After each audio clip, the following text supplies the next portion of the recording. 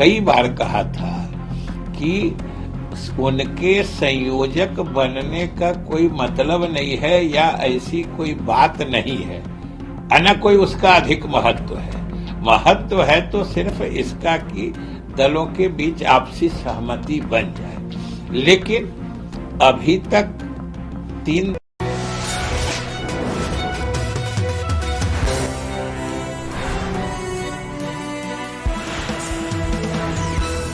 दलों सभी गठबंधनों में सियासत तेज होगी, गतिविधियां तेज होंगी। और सबसे बड़ी बात है कि मकर संक्रांति तो एक अलग चीज है, लेकिन यह भी बात सही है कि चुनाव अब बिल्कुल नजदीक है। उस ख्याल से भी चीजों में तो तेजी आनी चाहिए। जो गठबंधन के विभिन्न घटक दलों के बीच में आपसी बातचीत है, आपसी समझदारी है, एक दूसरे को मजबूत करने की कवायद है, इन सब चीजों में अब तेजी आनी चाहिए। ये तो स्वाभाविक है। लेकिन सर 8 महीना बीत गया और अभी तक कुछ बात नहीं बनी सीट शेयरिंग को लेकर के, और अब तो 1 से 2 महीने का वक्त है जब आचार संहिता लगेगा कायदे से देखा जाए तो अब 2 महीने में जो चीजें 8 महीने में वो 2 महीने में लगता है कि हो जाएगा समय से सब कुछ। यह तो हमारे नेता नीतीश कुमार जी शुरू से कहते रहे हैं, बल्कि जून में जब इंडिया गठबंधन की शुरुआत हुई थी बैठकों की, यहीं पटना से ही, जब इंडिया के सारे घटक दलों के नेता यहां इकट्ठे हुए थे, उस समय के तत्काल बाद ही नीतीश कुमार जी ने इसकी पेशकश की थी कि अब हम लोगों को राज्यवार जो विभिन्न दल हैं जिनका जिन जिन राज्यों में प्रभाव है,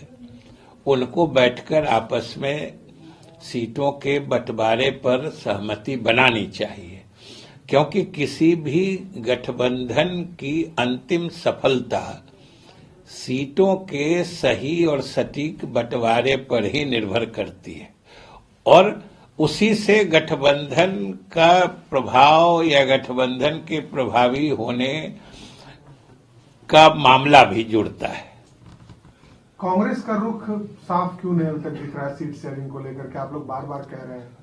तो ये तो कांग्रेस वाले ही बता सकते हैं, और हम लोग तो सिर्फ यही समझते हैं कि सीटों पर सहमति या चुनाव के मद्देनजर रणनीति या अभियान के बारे में जो आपसी समझदारी होती है या कार्यक्रम बनता है, वो जितना जल्दी हो जाता उतना अच्छा होता। सर, नीतीश कुमार जी की क्या मतलब प्राथमिकताएं रही हैं सीट शेयरिंग को लेकर के? जो बाहर बातें आती हैं, अंदर के आप लोग बैठक में जब बैठते हैं तो उन पर चर्चा होती है सीट शेयरिंग को लेकर? नहीं, देखिए, जो इंडिया गठबंधन के घटक दलों की जो बैठकें होती हैं या उसमें जो चर्चा होती है, उसमें तो हम नहीं रहते हैं, इसलिए मैंने एग्जैक्टली क्या बात होती है वो तो हम नहीं बता सकते हैं। लेकिन नीतीश कुमार जी ने तो सार्वजनिक रूप से कहा है। हालांकि हम तो यही कहेंगे कि उसमें कभी कभी मीडिया के तरफ से ही बेबुनियाद बातों को बढ़ावा दे दिया जाता है। जैसे अभी तक सोचिए कि नीतीश कुमार जी ने भी कई बार, और जनता दल यू के तरफ से हम लोगों ने भी कई बार कहा था कि उनके संयोजक बनने का कोई मतलब नहीं है या ऐसी कोई बात नहीं है, न कोई उसका अधिक महत्व है।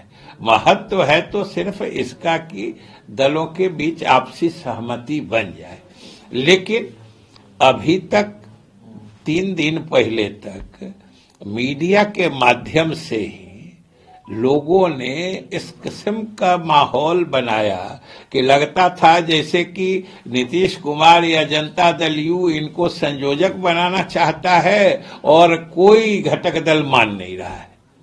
कल तक यही भाव लोगों के मन में बनाया जा रहा था, लेकिन जब बैठक हुई तो स्थिति साफ हो गई कि सब लोग बनाना भी चाह रहे थे, तो नीतीश कुमार जी ने मना कर दिया कि भाई अभी गठबंधन के लिए ये चीज महत्वपूर्ण नहीं है, जो महत्वपूर्ण बातें हैं उनको किया जाए, जिससे कि इंडिया गठबंधन अधिक से अधिक मजबूत हो, क्योंकि जितना ही गठबंधन मजबूत होगा उतना ही भविष्य हमारा बेहतर होगा। एक सवाल है राम मंदिर। सर एक सवाल इसी से जुड़ा हुआ। सर देर हो रही है सीट शेयरिंग में, इसका खामियाजा किसको भुगतना पड़ेगा और फायदा किसको होगा? देखिए, फायदा नुकसान तो जब गठबंधन है तो सभी दलों को होगा। अगर हम लोगों का जो मानना है कि सीट शेयरिंग पर अगर बातचीत हो जाए जितनी जल्दी उतना अच्छा होगा, और जब राजनीतिक परिस्थिति में कोई फायदा या कोई लीड मिलने की बात होती है तो वो तो पूरे गठबंधन के लिए होता है, कोई एक दल के लिए थोड़े होता है। अगर नुकसान होता है तो पूरे गठबंधन का होता है, फायदा होता है पूरे गठबंधन का होता है। लेकिन कांग्रेस पार्टी सबसे बड़ी पार्टी है आपके गठबंधन की, और कहीं न कहीं राहुल गांधी जिस तरीके से तैयारी कर रहे हैं, तो लगता है कि इसका नुकसान राहुल गांधी और कांग्रेस को भी होगा। देखिए, हम तो यही मानते हैं कि जब साथ मिल के हम लोग लड़ रहे हैं और हम लोगों का इंडिया गठबंधन है, तो इंडिया गठबंधन के सारे घटक दलों को बैठकर सहमति बनाकर चुनाव अभियान में तेजी लानी चाहिए। सर एक आखिरी सवाल है, राम मंदिर को लेकर विभिन्न पॉलिटिकल पार्टी की तरफ से जो बातें कही जा रही है, क्या इसको जस्टिफाई मानते हैं कि ऐसी बातें होनी चाहिए? राम मंदिर के बारे में तो सच पूछते हैं अकारण लोग भी और मीडिया भी इस बात को उछालने की कोशिश कर रही है। इसमें क्या है, भगवान राम सबके हैं और ये तो विशुद्ध रूप से धार्मिक आस्था का प्रश्न है। जिनको राम में आस्था है वो भगवान को मानेंगे ही, इसमें न किसी के सलाह की जरूरत होती है न किसी के कहने की जरूरत होती है। और हमने तो बराबर कहा है कि राम तो सब दिन से हैं, सिया राम में सब जग जानी, करहु प्रणाम जोड़ जुग पानी। राम तो समझिए कि पूरे दुनिया में सर्वत्र व्याप्त है, उनको खोजने के लिए कहीं जाने की क्या जरूरत है, अपने दिल में उनको बसा लीजिए, वो आपका उद्धार कर दें।